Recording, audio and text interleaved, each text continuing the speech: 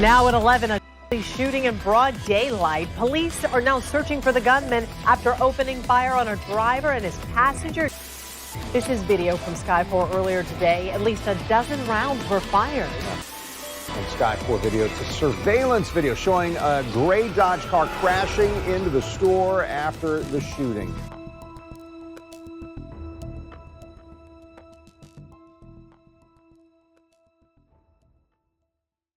Just after 2:15 p.m.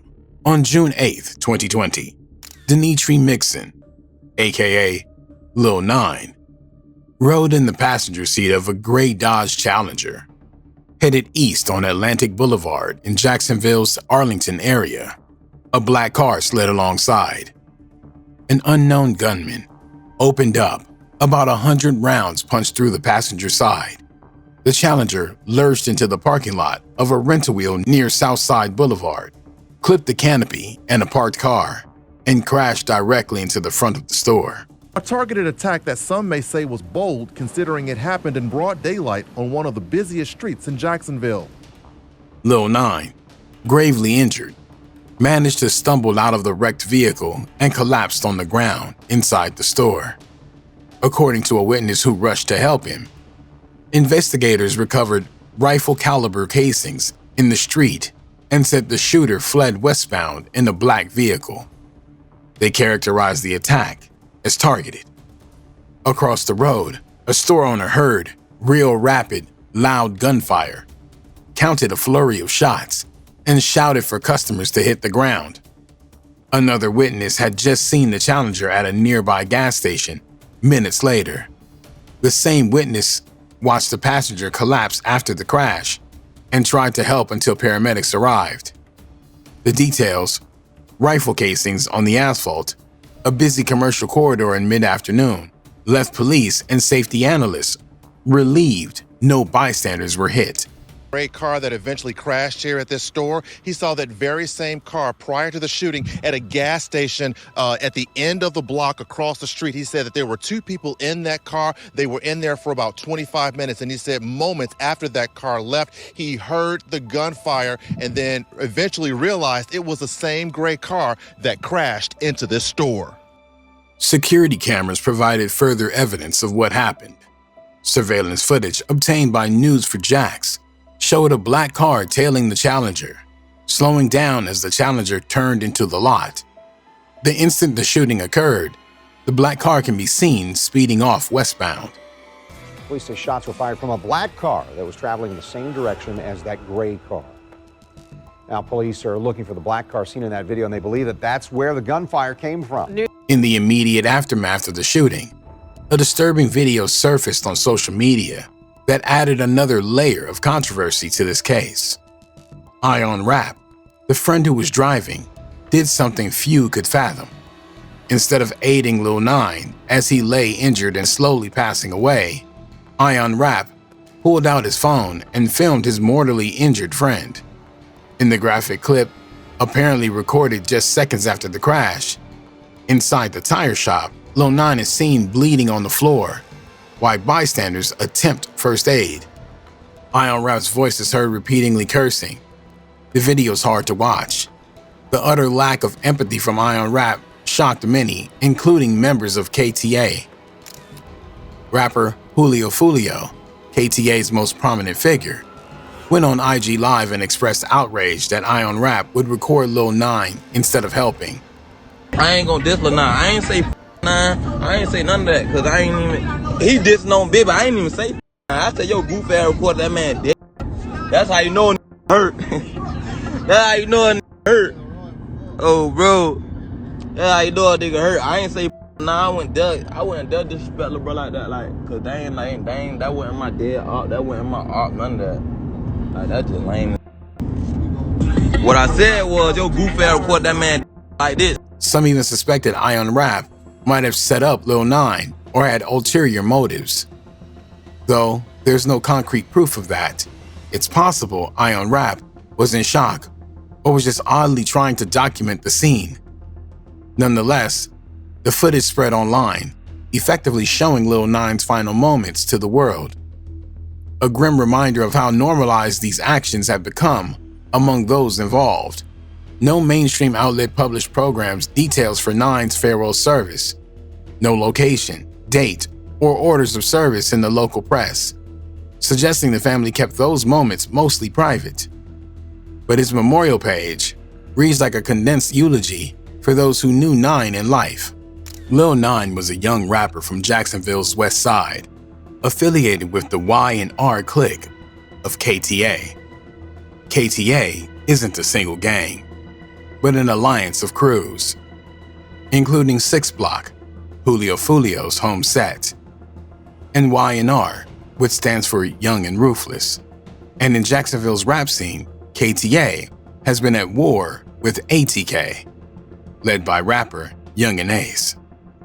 According to both rappers' lyrics and community lore, bad blood escalated after an altercation at a party where members of ATK and Y&R clashed. Young and Ace alleges in his song, F That someone had the nerve to pull up on me in front of my brother, prompting Ace to retaliate that same night, spin back that same night, shot at him in front of his mama. This grisly lyric is widely believed to reference Ace pulling a gun at a party and firing at Y&R rapper Mookie, grazing him while Mookie's mother was nearby. Y&R Mookie's own track, Dead Ops, confirmed an incident in which he was grazed by a bullet and his crew retaliated. They popped up out of the cut and tried to leave me deceased. I got grazed. Slugger shot back. In other words, Ace attempted to shoot Mookie but only injured him, and Mookie's murdered twin, Slugger T, returned fire. No one was hit in that encounter, but it lit the fuse for a deadly vendetta. On June 5, 2018, just days after the alleged party incident, Young and Ace himself was ambushed in a drive-by that made headlines. Ace was riding with his brother and 2 close friends when another vehicle pulled alongside their Chevy sedan and opened fire with a barrage of bullets.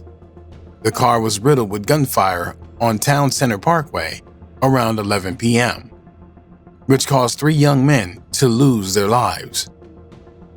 18-year-old Trevon Bullard, 18-year-old Royale 23 Smith Jr., and 19-year-old Jacoby 4 Grover, and leaving Ace critically injured with 8 gunshot wounds.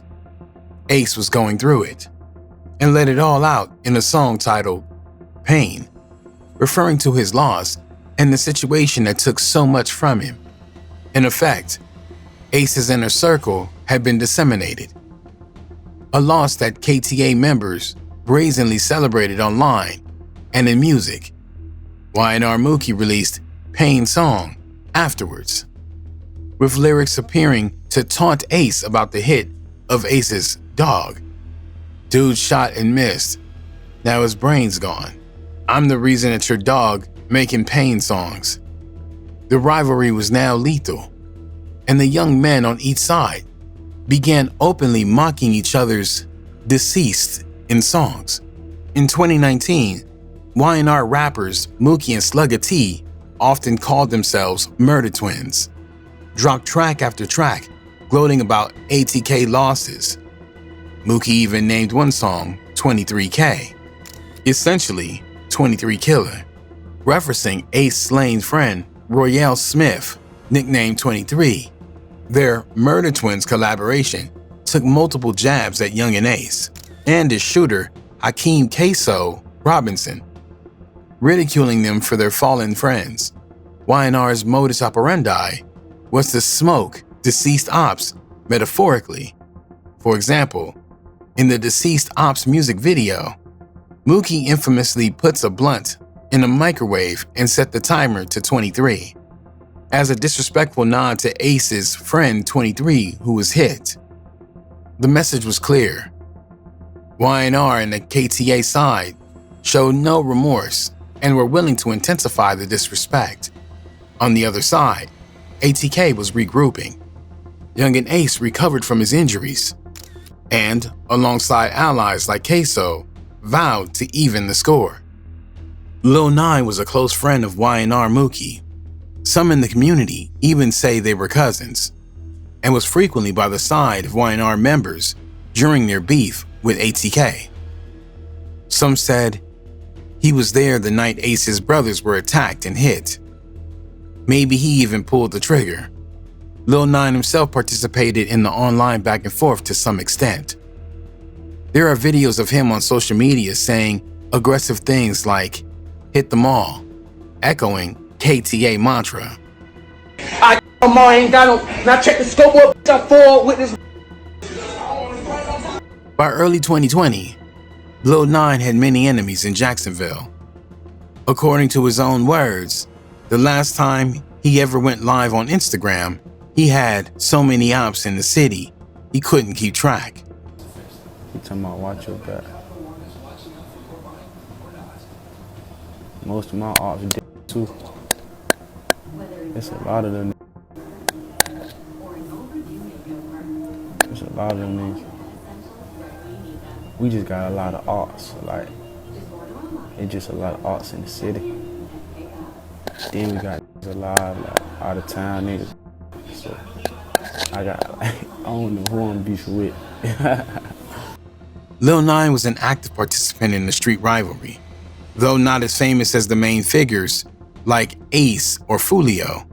However, Lil 9's passing on June 8, 2020 would shock the community and raise questions about whether it was truly part of the ATK-KTA war or the result of a more personal vendetta. ATK's reaction was to mock and taunt. Within hours, ATK affiliates were sharing the video and laughing about Lil 9's demise. Rapper Queso reposted the clip of 9's body to his Instagram with derogatory captions. He soon followed up with the song "Been Dead," essentially dancing on Lil 9's grave in musical form, even incorporating a visual gag, where Lil 9's pack is metaphorically microwaved and smoked, mirroring Y&R's earlier disrespect of ATK's deceased. Young and Ace stayed quieter on social media, but saved his response for music when Who I Smoke dropped in 2021. Ace made sure to include Lil 9's name in the chorus, seemingly signaling to everyone that ATK considered Lil 9's passing as payback in the feud. However, some believe Lil 9 was not the intended target at all. Instead, the bullets were meant for his friend, Xavier Ion Rap Pennick, and Lil 9 tragically became collateral damage. Ion Rap was the driver of the Dodge Challenger that day, and one of Lil 9's close Y&R associates.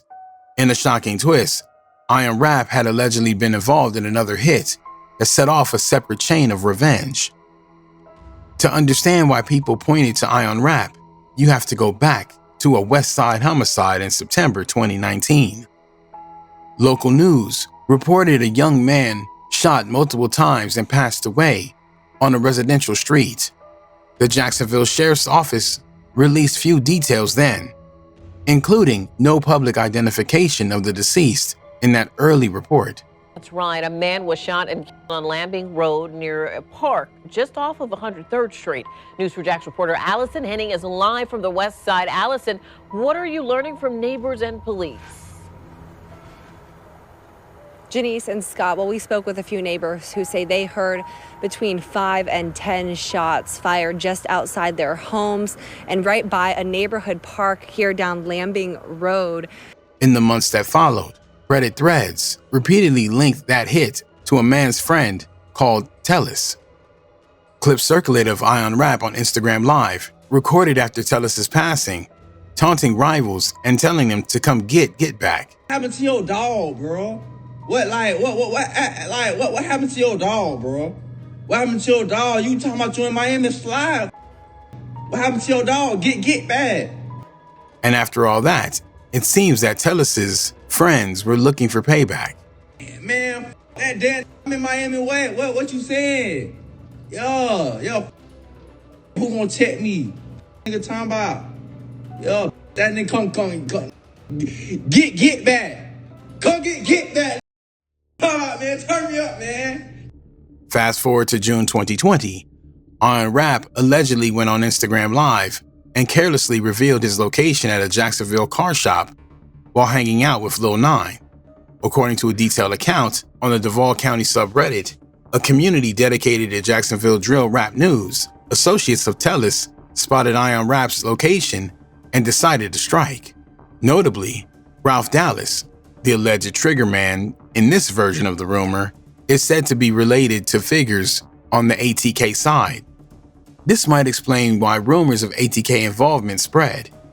If some connection to ATK helped orchestrate the hit on Iron Rap, the lines between personal revenge and gang war get blurred.